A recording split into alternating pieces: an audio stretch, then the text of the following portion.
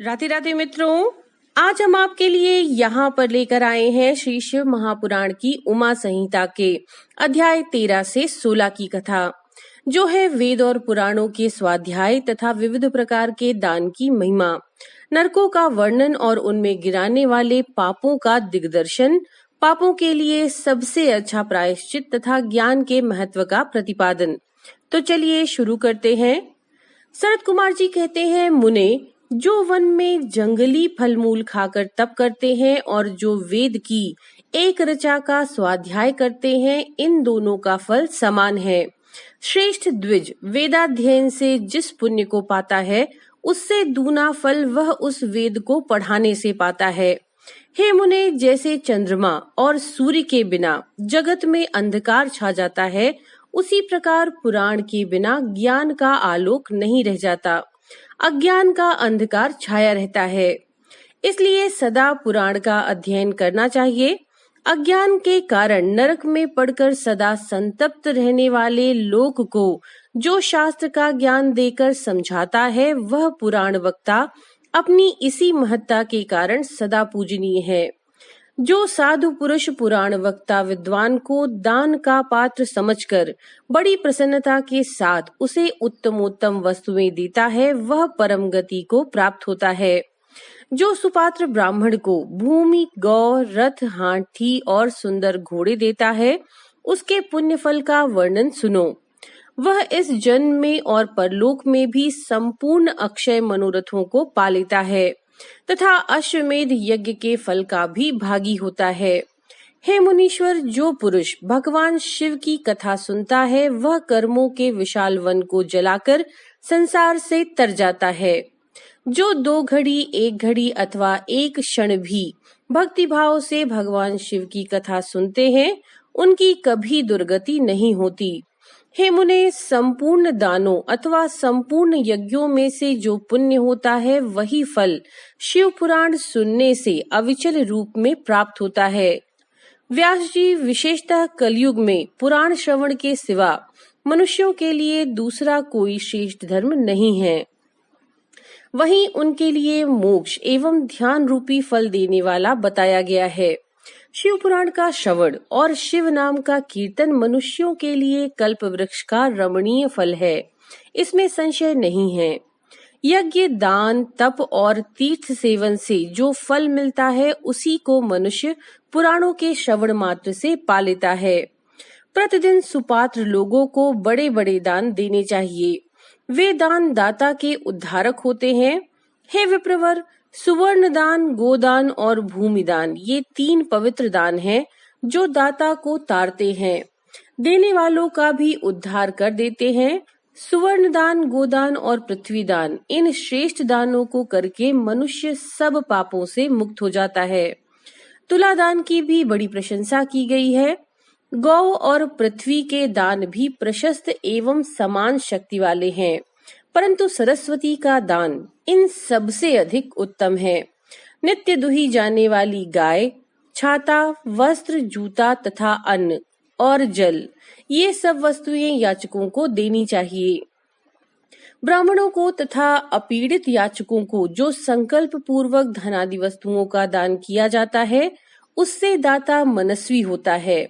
लोक में जो जो अत्यंत अभीष्ट और प्रिय है, वह यदि घर में हो तो उसे अक्षय बनाने की इच्छा करने वाले पुरुष को, गुणवान पुरुष को दान करना चाहिए।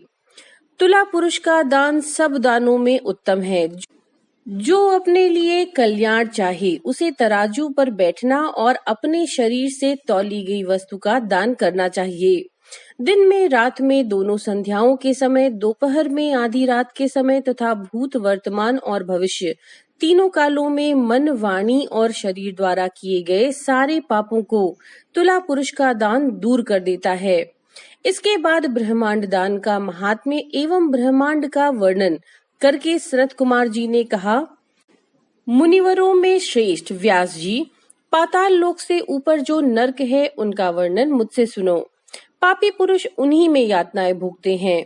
रौरव, शूकर, रोद, ताल, विवसन तथा विषसन, महाज्वाल, तप्त कुंभ, लवण, विलोहित, पीव, बहाने वाली वैतरणी, कृमि या कृमीश, कृमि भोजन कृष्ण, असिपत्रवन दारुण, लाला भक्ष पूयवः, पाप वानिज्वाल, अधः शिरा संदश, कालसूत्र तमस, आवीची रोधन, स्वभोजन अप्रतिष्ठ, महारौरव और शालमली इत्यादि बहुत से महादुखदायक नरक वहां हैं। व्यास जी उनमें जो पाप कर्म परायण पुरुष पकाए जाते हैं उनका क्रमशः वर्णन करता हूँ, सावधान होकर सुनो। जो मनुष्य ब्राह्मणों, देवताओं तथा गौओं के लिए हितकर कार्यों के सिवा अन्य किसी कार्य के लिए झूठी गवाही देता है अथवा सदा झूठ बोलता है, वह रौरव नरक में जाता है। जो भ्रूण की हत्या कर और सुवर्ण की चोरी करने वाला, गाय को कटघरे में बंद करने वाला, विश्वासघाती, शराबी, ब्रह्म हत्यारा, दूसरों के द्रव्य का अपहरण करने वाला तथा इन सब का संगी है, वह मरने पर तप्त कुंभ नामक नरक में जाता है। गुरु के वध से भी इसी नरक की प्राप्ति होती है। बहन, माता, गौ तथा पुत्री का वध करने से भी तप्त कुंभ में ही गिरना पड़ता है। साध्वी स्त्री को बेचने वाला, अधिक ब्याज लेने वाला, केश विक्रय करने वाला तथा अपने भक्त को त्यागने वाला, ये सब पापी तप्तलोह नामक नरक में पकाए जाते हैं। जो नराधम गुरुजनों का अपमान करने वाला तथा उनके प्रति दुर्वचन बोलने वाला है और जो वेद की निंदा करने वाला, वेद बेचने वाला तथा अगम्या स्त्री से संभोग करने वाला है, वे सब के सब लवण नामक नरक में जाते हैं। चोर विलोहित नामक नरक में गिरता है। मर्यादा को दूषित करने वाले पुरुष की भी ऐसी ही गति होती है।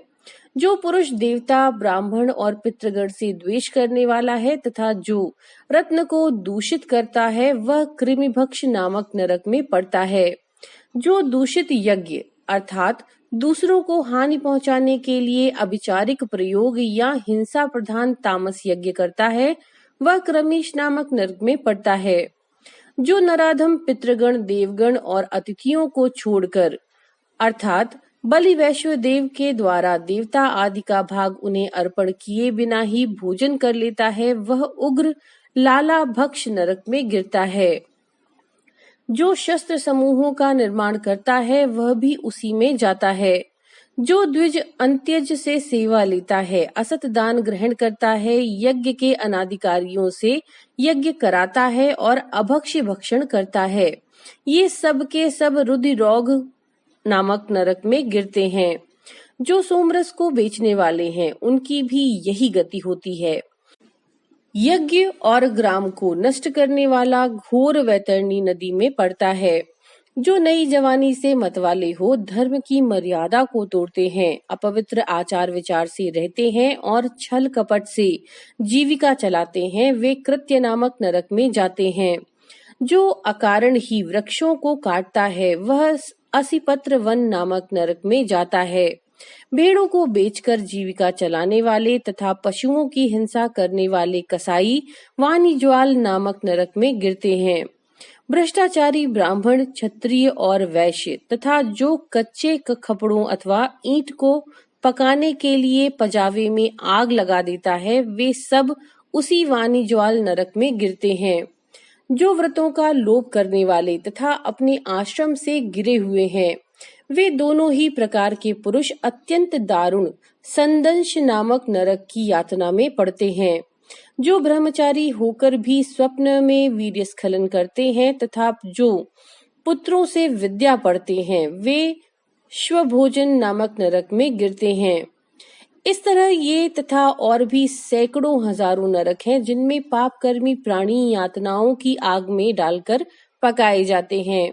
इन उपयुक्त पापों के समान और भी सहस्त्रों पाप कर्म हैं, जिन्हें नरकों में पड़कर मनुष्य भोगा करते हैं। जो लोग मन, वाणी और क्रिया द्वारा अपने वर्ण और आश्रम के विरुद्ध कर्म करते हैं, वे नरक में गिरते हैं। नरक में सिर नीचे करके लटकाए गए प्राणी स्वर्ग लोक में रहने वाले देवताओं को देखा करते हैं और देवता लोग भी नीचे दृष्टि डालने पर उन सभी अधोमुख नारकी जीवों को देखते हैं। पापी लोग नरक भोग के अनंतर क्रमशः उन्नति करते हुए स्थावर, कृमि, जलचर, पक्षी, पशु, मनुष्य, धर्मात्मा, मानव देवता तथा मुमुक्षु होते हैं और अंत में मोक्ष प्राप्त कर लेते हैं। जितने जीव स्वर्ग में हैं उतने ही नरक में। जो पापी पुरुष अपने पाप का प्रायश्चित नहीं करता वह नरक में रह जाता है। काली नंदन स्वयंभू मनु ने महान पापों के लिए महान और लघु पापों के लिए लघु प्रायश्चित बताए हैं। उन अशेष पाप कर्मों के लिए जो प्रायश्चित संबंधी कर्म बताए गए हैं उन सब में भगवान शंकर का स्मरण ही सर्वश्रेष्ठ प्रायश्चित है। जिस पुरुष के चित्त में पाप कर्म करने के अनंतर पश्चाताप होता है उसके लिए तो एकमात्र भगवान शिव का स्मरण ही सर्वोत्तम प्रायश्चित है। प्रातः काल, सायंकाल, रात में तथा मध्याह्न आदि में भगवान शिव का स्मरण करने से पाप रहित हुआ मनुष्य माहेश्वर धाम को प्राप्त कर लेता है। भगवान शिव के स्मरण से समस्त पापों और क्लेशों का क्षय हो जाने से मनुष्य स्वर्ग अथवा मोक्ष प्राप्त कर लेता है। जिसका चित्त जप, होम और पूजा आदि करते समय निरंतर भगवान महेश्वर में ही लगा रहता हो उसके लिए इंद्र आदि पद की प्राप्ति रूप फल तो अंतराय अर्थात विघ्न ही है। हे मुने, जो पुरुष भक्ति भाव से दिन रात भगवान शिव का स्मरण करता है उसके सारे पातक नष्ट हो जाते हैं, इसलिए वह कभी नरक में नहीं पड़ता। नरक और स्वर्ग ये पाप और पुण्य के ही दूसरे नाम हैं। इनमें से एक तो दुख देने वाला है और दूसरा सुख देने वाला। जब एक ही वस्तु कभी प्रीति प्रदान करने वाली होती है तो कभी दुख देने वाली बन जाती है, तब यह निश्चय होता है कि कोई भी पदार्थ ना तो दुखमय है और ना ही सुखमय। ये सुख दुख तो मन के ही विकार हैं। ज्ञान ही परम ब्रह्म है और ज्ञान ही तात्विक बोध का कारण है। ये सारा चराचर विश्व ज्ञान में ही है। उस परम विज्ञान से भिन्न दूसरी कोई वस्तु नहीं है। तो मित्रों, ये थी अध्याय 13 से 16 की कथा उमा संहिता से, शिव पुराण से। नमो नारायण।